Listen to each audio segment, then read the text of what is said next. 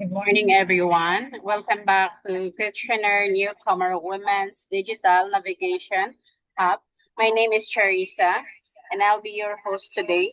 Today's session, Practical AI for Everyone Live, is led by Dr. Vahabi. Before we begin, we want to thank the City of Kitchener's Rice Fund for making the program possible and for supporting newcomer women across our community. Multilingual captions are running in Farsi, Tagalog, and English. Dr. Vahabi, over to you. Okay, thank you. Share the screen.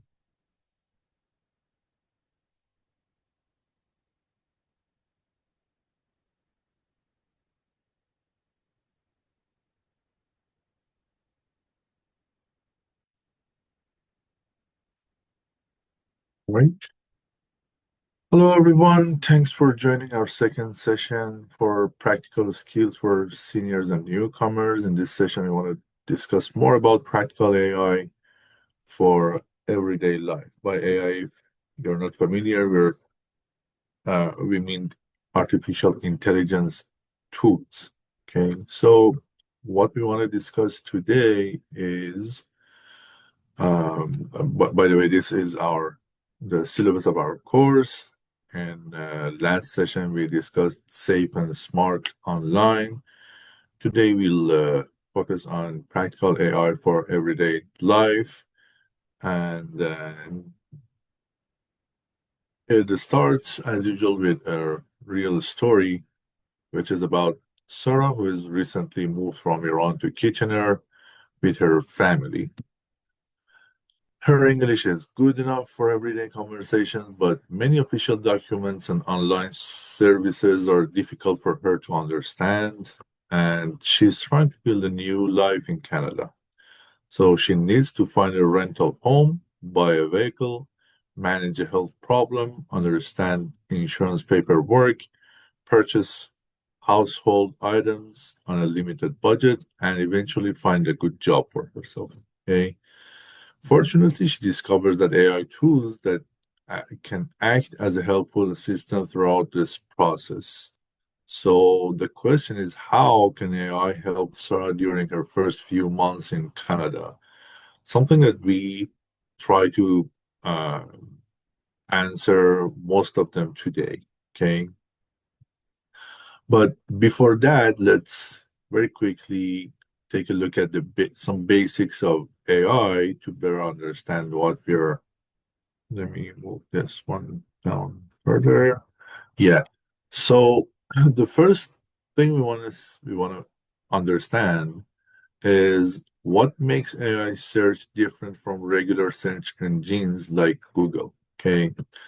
So the most important difference is search engines like Google looks for keywords, while AI search is try to understand the prompt or question and work on the context. Meaning, when you ask a question in Google, it tries to like think of a sentence, your question. In your entire question, Google tries to identify the keywords and then search the entire web pages for those keywords and rank the web pages based on the number of time those keywords are mentioned in the page, the review of the page, and so many other criteria. And then finally, prepare a short list and list that web pages for us. So uh, at the end of this process, Google gives you a list of different web pages where you can go through and read those pages to see if you can find the answer of your question. Okay, so it won't give you a specific answer, rather, it gives you a list of references, if you wish, or a list of web pages where you can find your answer. On the other side, AI search, it doesn't work with the keywords. Rather, when you ask a question, it tries to understand the context of your prompt or your question, and then collect all information about that context and analyze those information and finally generate a complete response for for that question. Okay, so let's look at an example here. The example is, what is the best sport SUV vehicle under 50K? Okay, if I ask this question from Google, what it does is it says, okay, what are the keywords here? Okay, sport SUV under 50K. Okay, these are the keywords. So it searches for these, searches the all web pages for these keywords, and then rank the pages, like I said, based on number of keywords exist in those web pages, the number of time each of these keywords are referred, the review of those pages. Based on all these criteria, it come up with a short list of all those pages it found, and then it gives us that short list, a list of pages which include the information. Like I said, you can go through each of those pages and find your answer. Now, what AI does is it says, okay, the user tries to find the best sport SUV vehicle under 50K. Okay. So he tries to understand this question. Think of yourself. If I ask you this question, how your brain works, are you trying to find the keywords and look for those keywords in your brain? No, it is not how your brain works. Like we call it artificial intelligence. So it is a kind of intelligence like your brain. How the brain works is, first, the brain tries to the understand the question. Like if I ask you this question, you try to understand the question first, and then try to collect the information about this question. Okay, like for example, try to understand the information about best sport SUV under 50K. Okay, then, once you collect all those information from different resources, you try to kind of analyze all those information and come up with a complete answer to my question. And then you'll tell me, okay, these could be the best options for you. Okay, so your brain generate like for example a list of a few different vehicles for me that you believe that those vehicles are the best options. Okay, so this is the difference between search uh, engines like Google and artificial intelligence search. Like I'm showing here, if you, I mean, I asked the same question in Google, and this is how it works. It gives me different links, like different pages. I can click on any of them. And in those pages, most likely I would be able to find good information about my question. But it doesn't necessarily mean that if I go into each of these uh, pages, I can exactly find this clear answer for this question. Okay. My answer most likely would be within these questions. If I read the entire page, probably I would be able to find the answer. But if I ask, see, I asked the same question from, I guess, was ChatGPT. So it tries to understand the question. Like, for example, usually it kind of summarize its understanding first and then say, okay, if my understanding is right, then here is your answer. Now, one thing important here is I said, what is the best sport SUV vehicle under 50? So if I ask you this question, probably you would think of, okay, best sport SUV, but what do you mean by best? Are you thinking about like best acceleration? Are you thinking about like a luxury vehicle?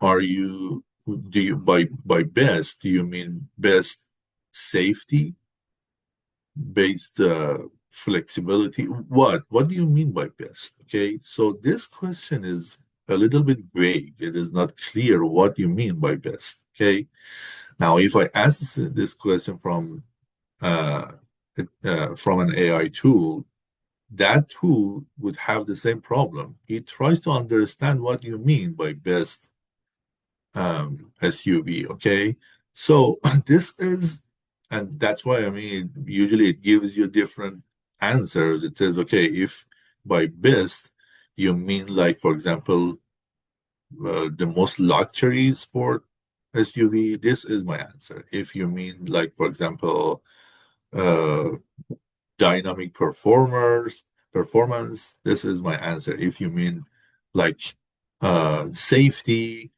this is my answer. Okay, so that's um, a problem that I'll explain a little bit more, but we can kind of think of different AI, like let's say categorize AI tools into general purpose chatbots and assistants and special AI tools. Okay.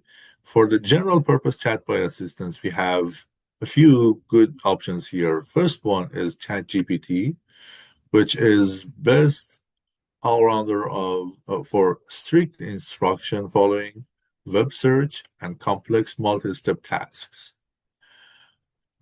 The other option is Gemini, which is deeply integrated in with Google Workspace, so it has a very good access to Google Web Pages and capable of natively processing massive data sets and excellent at analyzing videos and audios. Okay. Then we have Claude, which is known for high quality writing, constitutional AI for safe text, uh, and generating excellent first draft or code.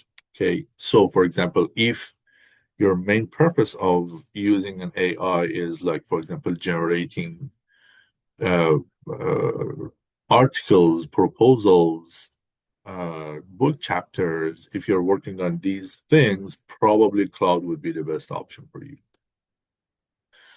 By the way, I mean, I prefer ChatGPT for that purpose as well, but this is this is what the cloud is known for. The other one is Microsoft Copilot, which is deeply integrated into the Microsoft 365 ecosystem, and it has good flexibility in being used in, like, for example, Word, Excel, My Teams, and so on. And then the next one is Grok, which is deeply integrated into X, formerly Twitter, and it is very strong in monitoring the breaking news, viral trends, or live conversations, and so on. Now, for the special AI tools, if you are looking for strong video editors, I would look for Descript or Video or InVideo AI or CapCut.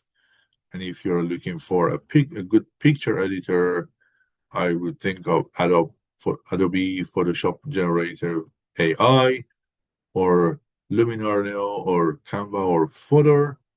And if you're looking for a good deep search AI tool, I would think of Perplexity or Notebook LM. Like, for example, if you're a PhD student, you're working on your projects, and for any project given to you, you want to perform a very deep search and find, you want a tool that can perform a deep search and put together those different pieces about your problem, give you like 30, 40 pages or more or less of a full story about that problem. This way you have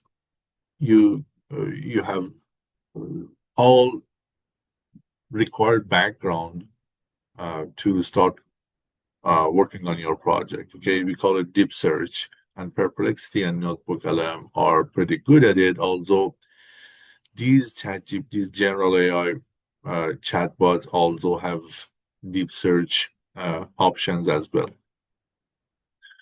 Now, this is the interface of general chatbots. More or less, you can see they're the same. This is, I guess, ChatGPT. This is Gemini, and this one is ChatGPT. Pretty simple. Here you can write your prompt by prompt, meaning your question or whatever you want the AI tool to search for and give information about it. Okay, we call it prompt. So you can write your prompt here and or here, and then or instead of writing, you can talk with your AI tool. Okay, so you can whether writing or talking about your prompt, and then the AI searches and find the answer, and then share the answer with you here or here. Okay. Now, all these general AI chatbots have, like I said, they have different options available. Like, for example, so here, if you click on this little sign, you can find different options. For example, if you want to, uh, for example, if you receive a document, sometimes it happens to me. I uh, receive 30, 40, 50 pages document, and I don't have enough time to read the entire document with that kind of official governmental uh, language, which is not very easy to follow. So I don't have enough time and motive to go through that long document. Instead, I want the AI tool to read that document for me and give me a summary of what is written there. Okay, so I want to share that document with my uh, AI tool. Here is how I can do that.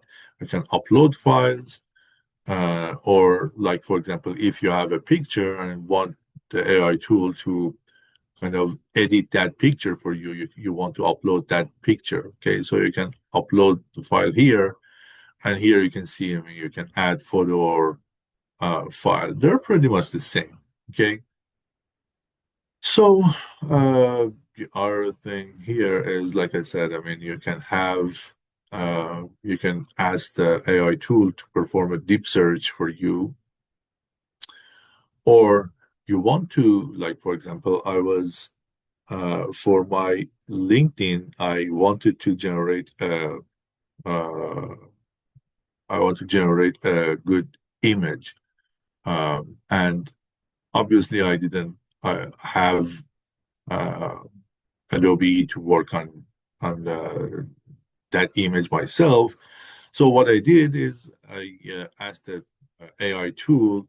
It can create an image, not just edit your current image picture, but you can explain what you want. For example, I said, okay, I want to see, like for example, a man, like for example, looking for a job, is disappointed by not finding the job, and this and that and this and that. So I explained what I wanted, and then I asked the AI tool to create an image for me. Okay, which works pretty decent. By the way, you can communicate with AI in your own language. If you're Persian, if your main language is something different than English, no worries at all. You can you can talk or you can write your prompt in your own language, and the AI tool understand it pretty much, and that would be easy. Okay, so um, One other good option here I want to share with you is you can define different projects. Like, for example, if you write a question, if you write a prompt, meaning you start a chat with your AI, you can ask you can ask your prompt, it gives you answer, and then you can, if you need more clarification or if you need some, uh, if you want to continue that discussion with your AI tool, you can continue that. But then once it is done, think of, for example, after a few months, usually if the number of those chat increases significantly, then either it archive those chats or you may want to delete those chats. And because, I mean, the list will be a large list and you don't like it. Okay. At least this is how I work. So sometimes I want to kind of manage my list, the list of chats, and make it more kind of searchable for myself. To do that, you can define different projects. For example, you can define a project called, for example, uh, if you are in the process of finding a home, you can create a project like home finding, called home finding. And then under that project, you can have different chats. Okay. Um, and all those chats will be collected under this project, and will you can easily save all those chats without making your chat list very long and difficult to search. Okay, so there are a lot of different tools here. Like, the other thing is you can create an AI agent, recently added, of course, and this AI agent is like, for example, you want to buy a vehicle. You want to buy, for example, a laptop, and you have some idea about the feature you're looking for, but you're not sure whether it is the right time to buy that laptop now, or, like, for example, after a few weeks, the price will reduce, and you want to get the best offer. Okay, so what you can do is you can create an AI agent and ask the AI to keep an eye or to monitor that product you're interested in, and let you know, I mean, update you like daily or whatever on the price, and how it is expected the its price to change, and so on. So you can create an different AI agents for different tasks, which helps you, like I said, I mean, monitor different things without spending a whole lot of time, a whole lot of your daily time, to work on them yourself. Okay. And then on the right, usually we have this option, flash or instant, which uh, gives us a few different options how quickly the AI tool will search. Okay. If you, for example, if you go in Gemini, if you go to 3.1 flashlight, it is the fastest option of the AI, um, but the response or the answer might be kind of shorter and not very accurate. Okay. 3.5 flash is the standard version, which gives you a reasonable timing and accuracy. And although we have this 3.1 Pro, which is usually uh, the best option for math and coding in Gemini. Okay, here in ChatGPT, we pretty much have the same options here as well. One thing I wanted to, by the way, there is a problem here with the AI tools that people usually say, I mean, I've heard this a lot that people say, okay, it is called artificial intelligence, but after working with this AI tool for a while, I realized that it is not that intelligent. Sometimes it gives me some crazy answers. Okay, this is this could be right or wrong, and I'll explain a little bit later. But one thing before moving to the next slide, one thing important is even I guess Gemini has this sentence at the bottom of its screen where AI tools give you answer, but it doesn't 100%. I mean, it doesn't necessarily mean that the answer is 100% correct. Okay. So as a user, you have to validate the answer and see whether it makes sense to you or not, whether you feel it is completely accurate or not. Okay. In our daily life, it may not be a major issue, but if you're, for example, working, I had this problem the very first weeks of working with an AI tool in my company, in our company. I was working on a response to a customer and it was a tough question. So I drafted my question, my answer, and then shared it with an AI tool we have in the company, not this general AI. I shared that draft with my with that AI tool, and then we had a long discussion, like many hours discussion with that AI tool on that answer. And then by time I felt that uh, this answer is going, looks like it is going off. I mean, this discussion is going off, meaning I should, I mean, I believe that I am pretty much aware of a lot of these, a lot about this context.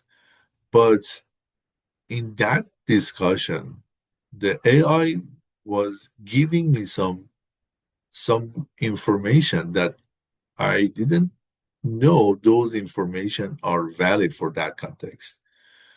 So regarding the regulations, all those things. Okay. So at some point, I asked this question whether it was finding those information from references, regulatory guides, and references in our business, or it was, or those answers were coming from its uh, its understanding or the AI's understanding, or let's say engineering understanding of the AI. And then it came back and say, no, most of these parts are my own understanding. I didn't find them in the regulatory guides. And I was surprised. I asked it to anytime if it come up with something with based on its own understanding, let me know because it was wrong. Okay, so um, this is one important thing I wanted to share with you. Use AI tools in your daily life, in your work, everywhere, which is very strong tool as a very strong assistant. But don't underestimate validating the results. Don't believe that, okay, everything AI says is 100% correct. No, it is not true. Okay. I would say it is 98% correct. Okay. So think of that 2% uh, needs your validation. Okay. So um, the other thing I said is, like I said, I've heard this complaint that AI tools are not very intelligent. Sometimes they give us some crazy answers. Um, what is the problem? Our AI tools are really intelligent, but again, go back to that question I asked. What is the best sport SUV under 50K? If I ask you this question, probably I mean, you would come back with list of different clarifications you need, right? What do you mean by best SUV? Do you mean, I mean, best acceleration, best safety, best luxurious, based performance? What do you mean by best? Okay. So if I ask a vague question from you as an intelligent agent, you need more clarification on that.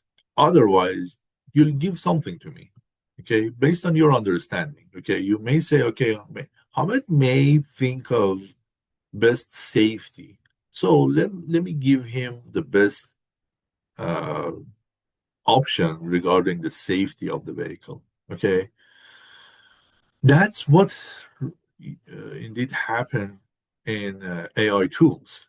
If your question is not clear enough, then AI tools may answer something, may provide some answer, but that answer may not be what you're looking for. And you would say, okay, AI is not that intelligent. It gives me some crazy answer. So this is the problem. How to get the best answer from AI? Or let's say, what is a good prompt to make sure that AI understand my question pretty well and give me the best answer? Okay, these are something to that you need to consider when drafting your prompt. First, what is the task? What would you really like to be done? Okay, like for example, someone would say, "I." Uh, it happened to me a long time ago, meaning a couple of years ago. I was reading a story for my baby girl every night, and then I ran out of the story. So I I used to ask AI every day. I used to ask AI to generate a good story for my baby girl, and then at night I read that for her. Okay, so are you looking for a story? Are you looking? Are you? Do you really? Do you want AI to help you kind of solve a math problem? Do you want its help for creating an image, generating a movie list? What do you really look? What are you really looking for? Okay, what is the task? It should be very clear. Okay, for example, in my case, I'm looking for a vehicle. That's pretty much clear. Okay, so the task is clear. Now, what is the context? Why you need this task performed? This will lead to more tailored answers. Meaning, if I ask that question from AI, do I really want to buy that vehicle? Or I'm trying, for example, to prepare a different list for my slides in a presentation, or I just want to compare different things to different vehicles for an article I'm working on. What is the context, okay, for that prompt? The next thing you should consider in developing or drafting a prompt is it possible for you to give an example? Show an example if possible. This will be very helpful for the AI to figure out what you want to see. For example, you watch a video of, let's say, for example, the uh, cherry gardens in Japan, okay, and you say, oh, it would be very nice if I had a picture of myself in those cherry gardens, okay. Now, what you can do is you can share your own picture somewhere sitting on a couch on your home and ask AI to generate that picture of you in the cherry garden. Okay. That is one thing you can do. And of course, AI can generate something for you you may like or not. But the better way of uh, uh, drafting this prompt is to go to Google, find a nice picture of the cherry garden, exactly the scene you would love, and then get that picture share it with AI. Say, okay, look at this picture. I love this picture, and I want you to insert me into this picture. Okay, so this simple example of the scene you would love helps AI much better understand what you exactly uh, what you're exactly interested in, and generate the response that most likely uh, would be the best for you. Okay, so these examples are very helpful in our search. The other thing you need to consider is personas. Like, for example, you're using AI to complete a science project. If so, you can ask it to speak like a science professor. If you are asking AI to generate a story for a baby girl of 3 year old, you can ask the AI to speak like a 3 year old baby girl. If you're asking AI to help you generate a comedy story, you can ask AI to speak like a stand-up comedian. Okay, so you can kind of clarify the persona you're interested in for the AI.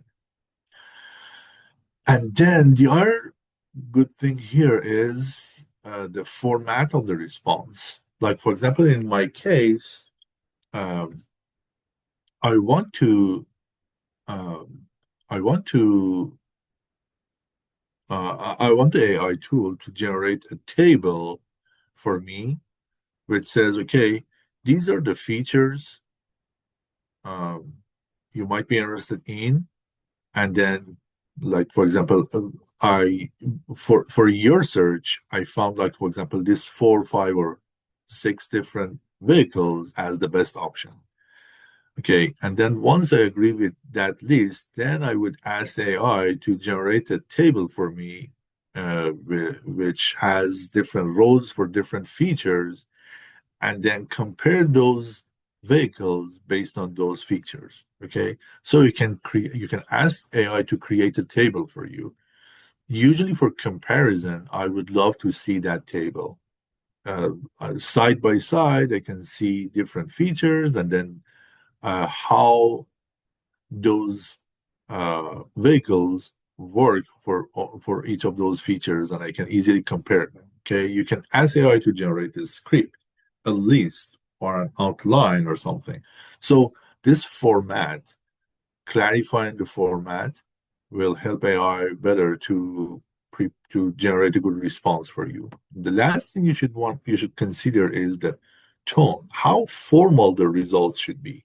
Like I said, I mean, if you want to generate something for fun, I mean, you want something very serious for your company, you want to generate something as a journalist, what is the tone? Okay, so if you clarify, I mean, if you think of these 6 items when drafting a prompt,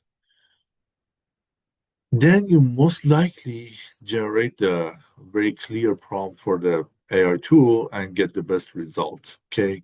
Now, it doesn't necessarily mean that all these 6 will be involved in any single prompt. For example, for my question, what is the best SUV under 50K? The tone of the result does not matter for me. Personal doesn't matter for me. I want to find the best vehicle to buy it. Okay. So the tones and personas are not important.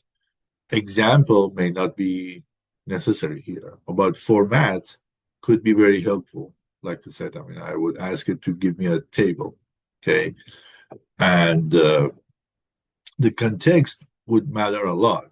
Right? What do you mean? What do I mean by best sport SUV? I mean, am I looking for the best like I said, acceleration, performance, uh, safety?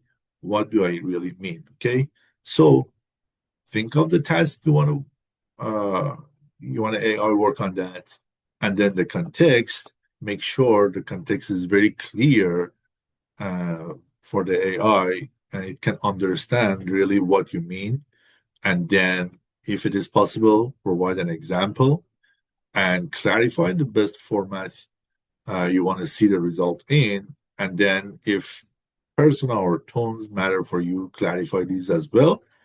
And most likely, AI will give you an answer that you won't say it is junk anymore. Okay. So these are all backgrounds I wanted to discuss about how to use an AI tool. And we now are familiar with a few different general AI chatbots. Let's go to Sarah's needs and see how he can generate a good prompt to uh, for receiving the best result from the AI. Okay. The first challenge Sarah faced to was finding a house. She wants a two-bedroom apartment near the Kitchener downtown, near public transportation, and her budget is under 2,000 uh, per month. Okay.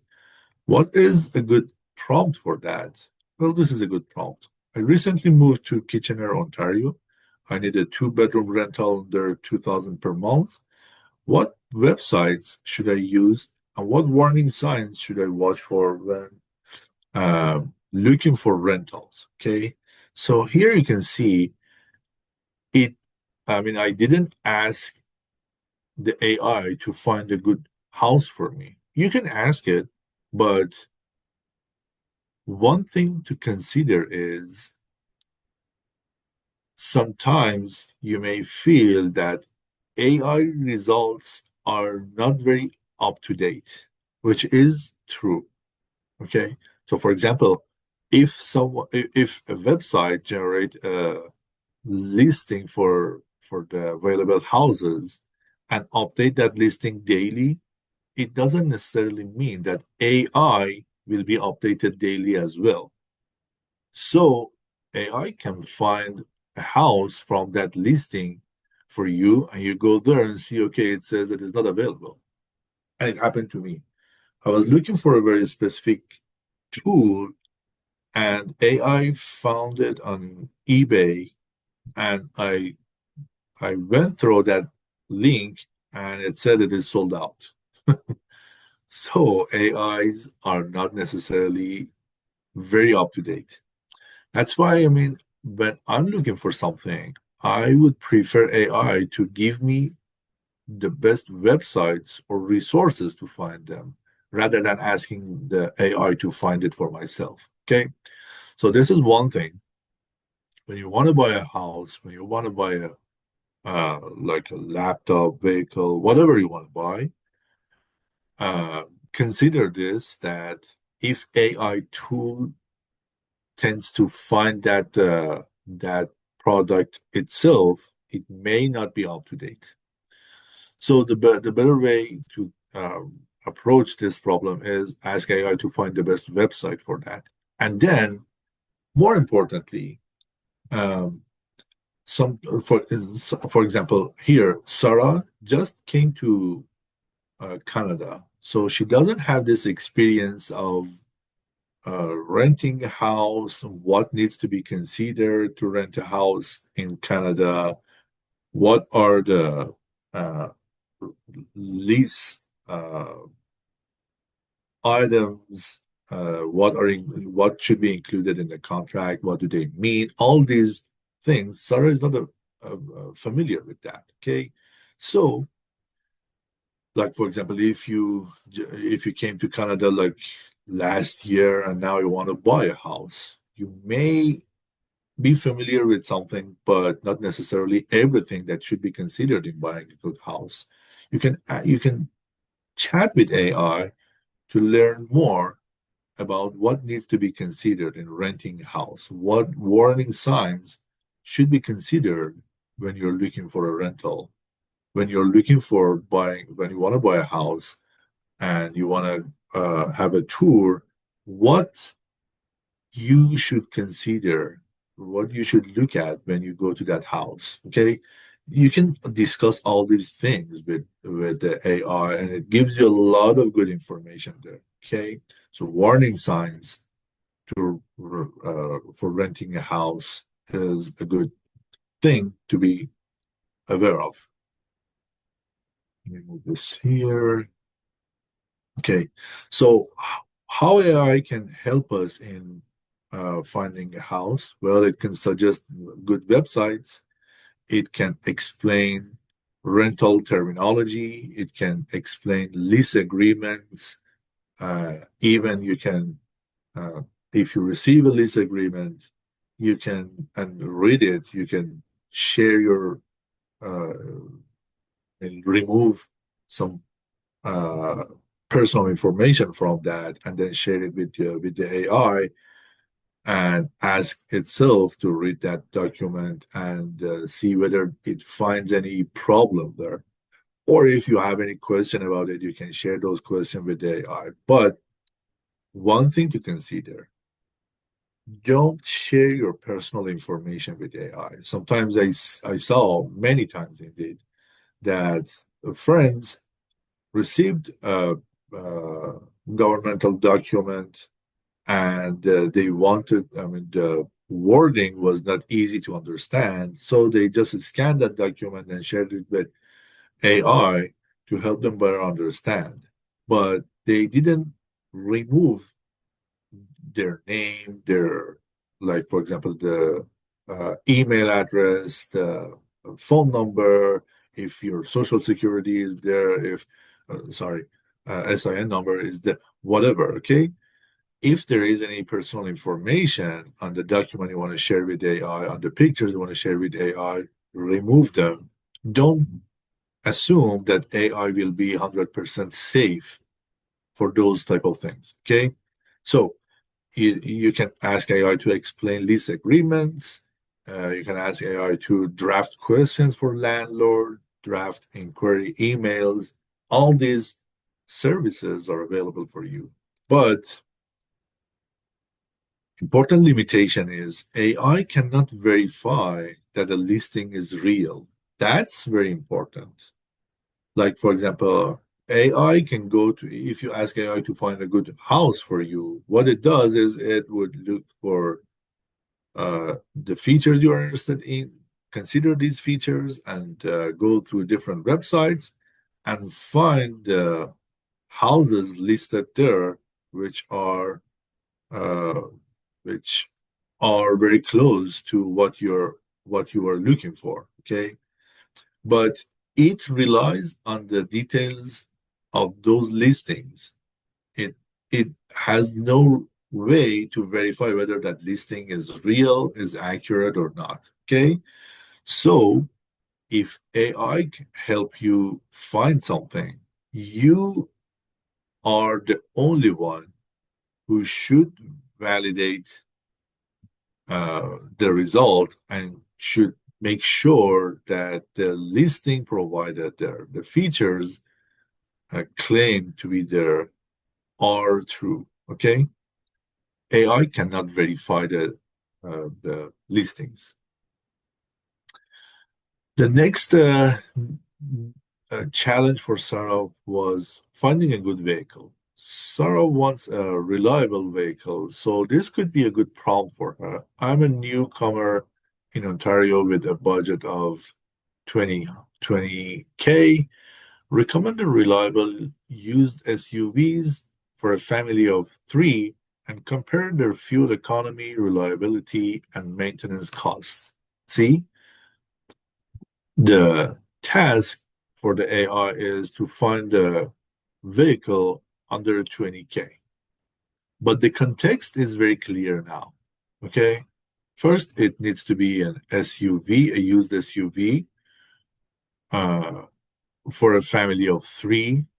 So the space needed, I mean, AI can understand the space needed. If it was for a family of, for example, five, then probably the response you can see, the response the AI generates would be different. Okay, so for a family of three, and what matters to Sarah is fuel economy, reliability, maintenance costs. Okay, so AI will look for the used vehicle under 20K, but to come up with a list of the best options, it considers economy, it considers reliability, and it considers maintenance costs. So everything is clear for AI, and it can help you pretty much on that. But one thing to consider is Sarah is asking AI to find the vehicle. AI goes to different listings. It may find a vehicle, and if Sarah goes to that web page, she may find it sold out. Okay, it is out. It is already sold. Okay, because like I said, AI is not necessarily very up to date. So how AI can help us here? Well, it can explain vehicle types. It can compare different models. Like, for example, it can give you three different vehicles and then put together a good table and compare those vehicles based on these features that uh, that you are more uh, kind of interested in. It can explain financing terms.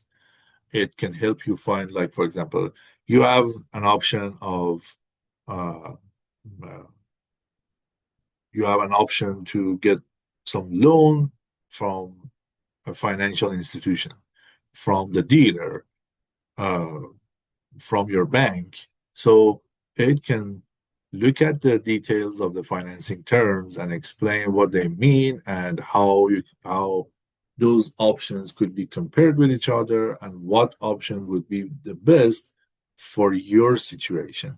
Okay. Like, for example, I had a friend, he was looking for a brand new vehicle and he wanted to get a loan, and he was thinking about a loan of, like, what would be the best for him, whether to get a loan for 5 years or for 6 years or 7 years.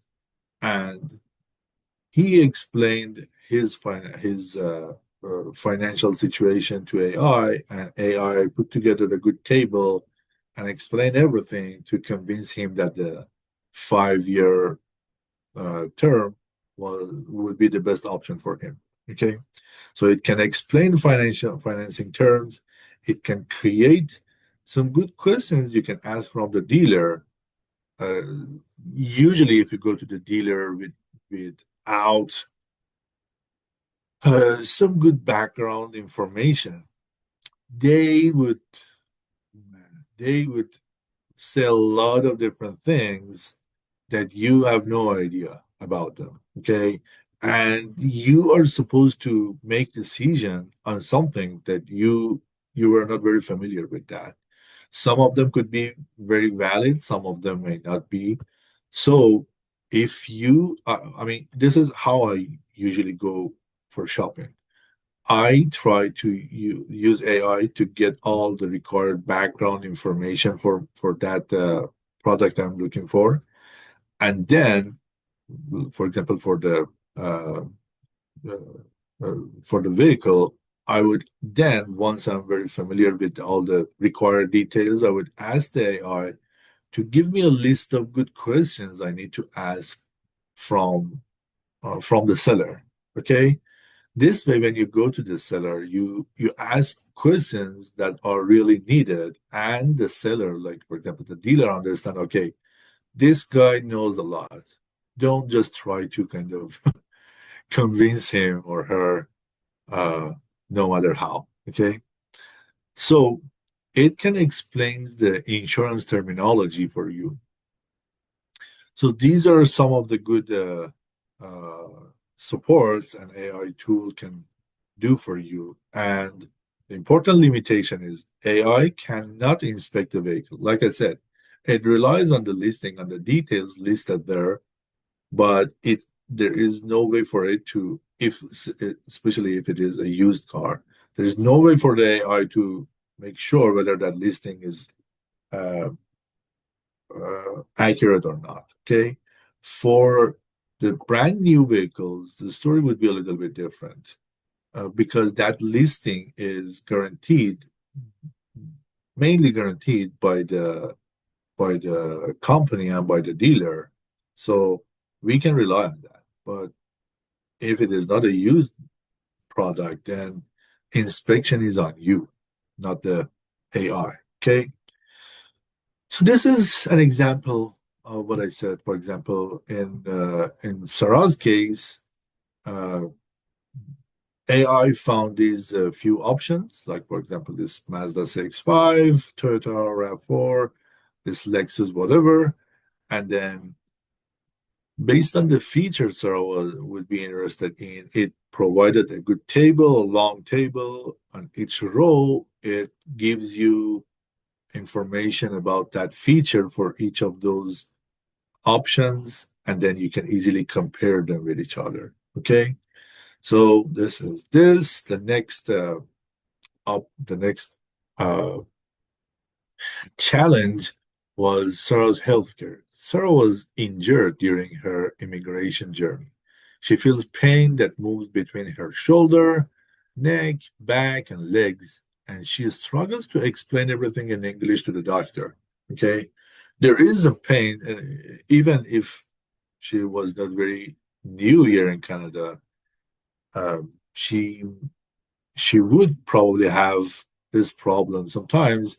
If we have a pain somewhere in our body, we like for example a pain here, the other pain is there, we have some headache, whatever, we have different pains, and we cannot kind of connect those dots with each other and easily explain uh, those things to the doctor. When we explain those problems to the doctor, rather than giving information, we're confusing the doctors. Okay. So instead of just directly going to the doctor and list a lot of different problems we have and make it confusing to the doctor, what I would highly recommend you is chat with AI, explain your problem, and let the AI clarify different things and make a good connection between those problems, and then give you a good paragraph that you can share with your doctor to explain your problem completely. Okay. This is a pretty strong thing. I use it myself. My wife uses it herself.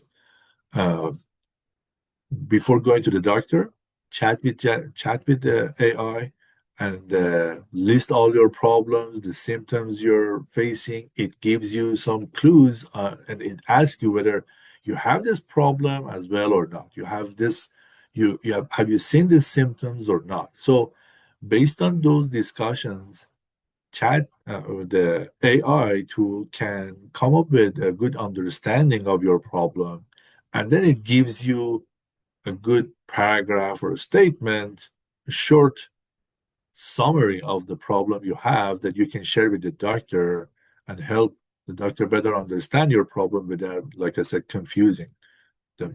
So, a good prompt for Sarah here is I'm preparing for a doctor's appointment in Ontario. My first language is Persian. Like I said, even in your chat with the AI to explain, to list your problem, you can talk in your own language.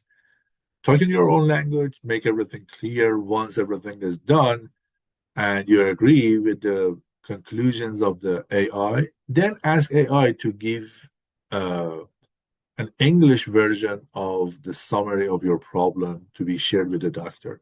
Okay. So Sarah said, help me write a clear English description of my symptoms. The pain started 6 months ago after an injury. It moved between my neck, shoulder, lower back, and leg, and it becomes worse when I sit for a long time. Okay.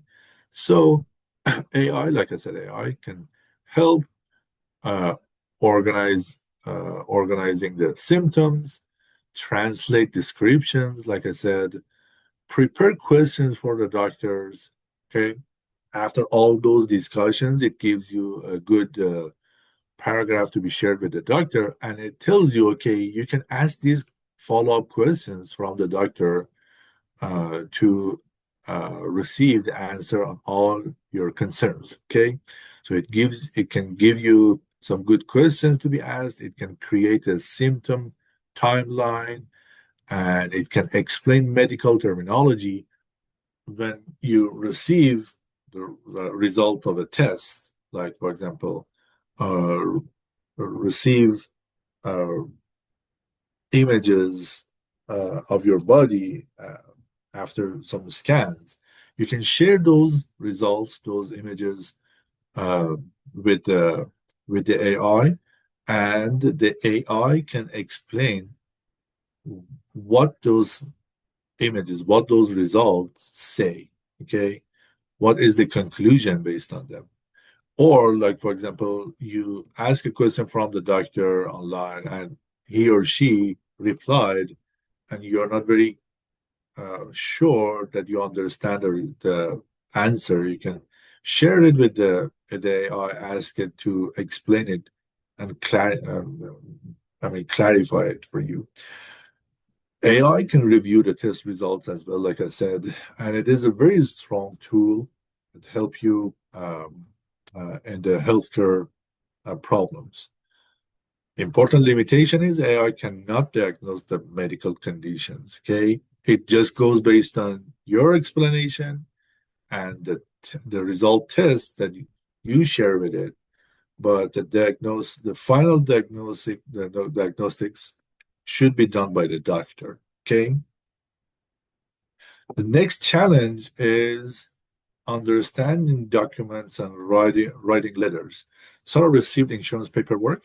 She does not understand the deductible, coverage, exclusions, and claim process, and so on. And it needs help from AI for that. So, a good prompt for that is explain this insurance letter in simple English and summarize the most important points. Once it is done, as a follow-up question or a follow-up prompt in the same chat, you can say, draft a polite email asking the insurance company to clarify my coverage and deductible, for example. Okay, so it is not only one prompt in a chat, it is a mutual relationship. It is a two-way relationship. You give a prompt, AI read that prompt, understand it, and give you some answer.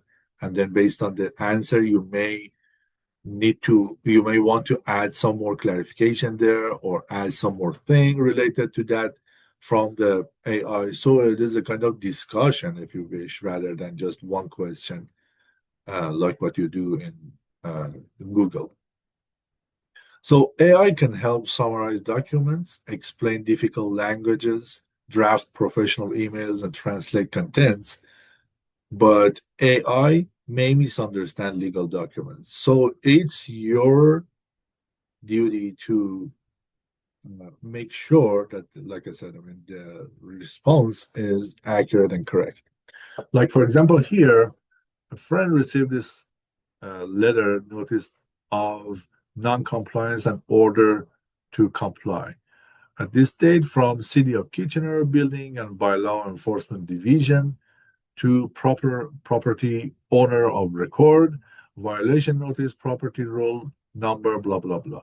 Dear property owner, uh, pursuant to City of Kitchener Property Standards by Law 2018-102 and Ontario Regulation 150/06, notice is hereby given that an inspection of the subject parcel has revealed unauthorized site alterations within the regulated wetland buffer zone adjacent to the Grand River watershed.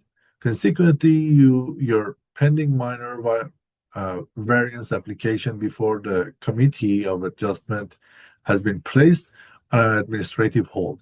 You are by ordered to submit a comprehensive restoration plan approved by the Grand River Conservation Authority, GRCA, or otherwise initiate total remediation of the terrain to its uh, uh, antecedent state within 14 business days. Failure to comply with this order prior to the specified deadline will result in the immediate denial of the variance petition and the issuance of Part 1 summons under the Provisional Offenses Act, carrying fines of up to 5,000 period. Okay.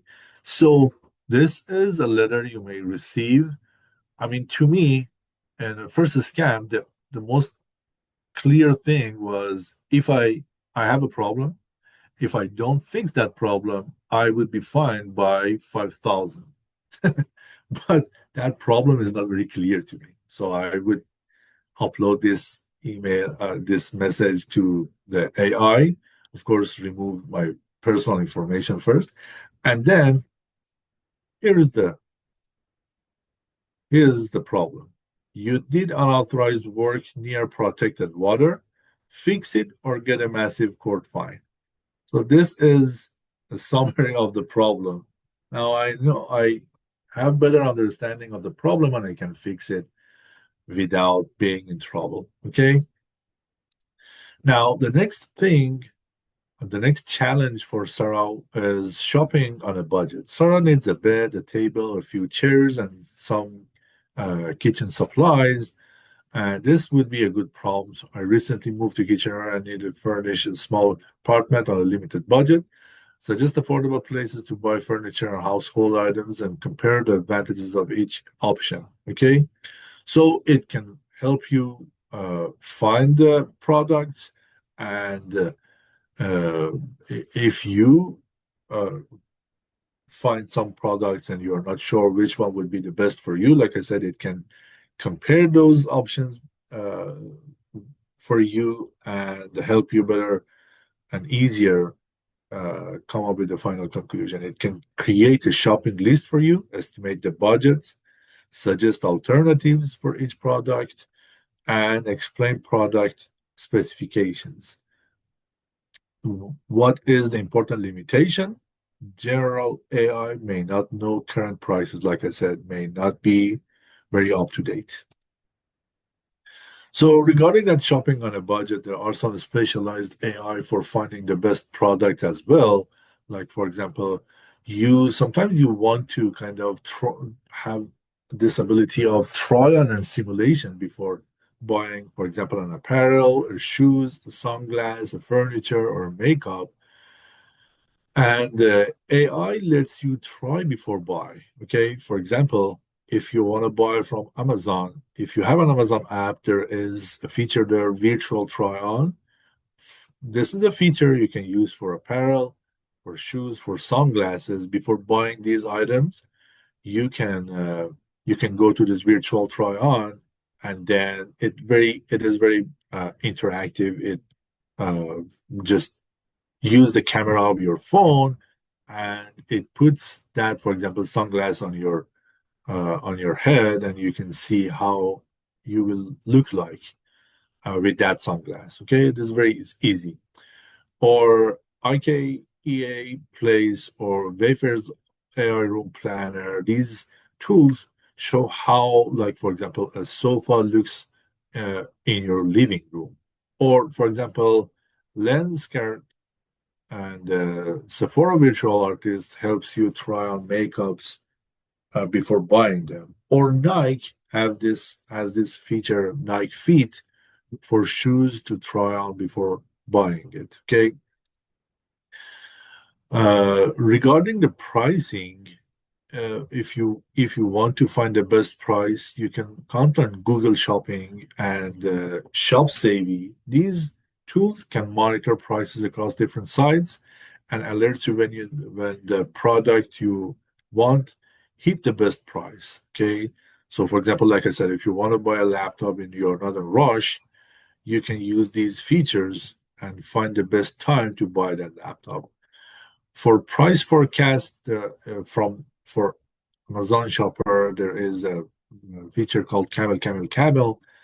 And although there is a feature called PC Part Picker for computer parts, and they can forecast whether a product's price will drop or if a new model is coming soon. So before buying gadgets, you can use these features to see whether it's a good time for buying it or it would be better to wait a little. And then for price comparison, you can also work with Google Shopping and Price Grabber and Versus, they let you compare prices across a wide variety of products from different brands and retailers. ShopSavvy is a mobile app which is pretty strong. You have that mobile app, and when, for example, even if you're in Walmart, you're in a shop, you want to buy something, you can scan the product barcode and it compares it with other uh, sources available online. There, this way you can rest assured that the price you're buying the product is reasonable. Okay. The other good thing is review analysis.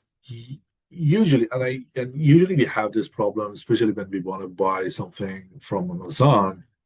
Like the other day, I wanted to buy a bicycle for my baby girl, and I found a good one, reasonably, I mean, good one on Amazon, and I wanted to see the reviews and realized that there was, I guess, there were more than 5,000 reviews there. It is obviously a fake review. I mean, think of yourself. If you buy a bicycle for your baby girl, is it, I mean, do you really bother yourself to go back after a few days to leave a review there? How likely it would be?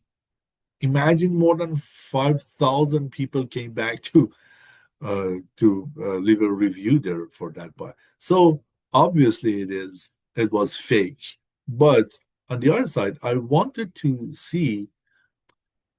kind of ignore those fake reviews and look at the real ones and see if there was any real problem with that product or not. So there are some good review analysis tools that look at those reviews and tell you whether there is a real issue with that product or not. You can count on Fake Spot or Review Meta. These are specifically developed for review analysis and can summarize pros and cons of each product and detect the fake reviews, like I said, for the Amazon.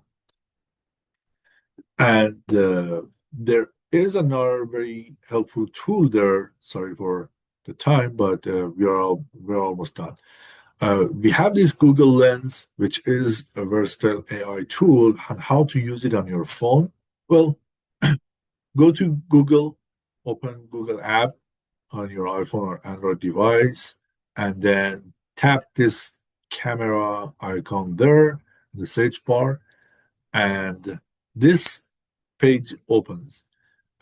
Select the search button here, uh, and then point on uh, point your camera at the item here. Like imagine you want to take a picture. Okay, so search and then take like imagine you want to take a picture here. So make sure that the product you're looking at is shown here, and then tap this search button, and the app identifies the object and Google it. Like, for example, you want to buy something in a shop, you want to get some good information about the features of that product. Okay, just take that product, go to this Google Lens, and then using this feature, search, click on search, and it goes to the Google and find all the features. I mean,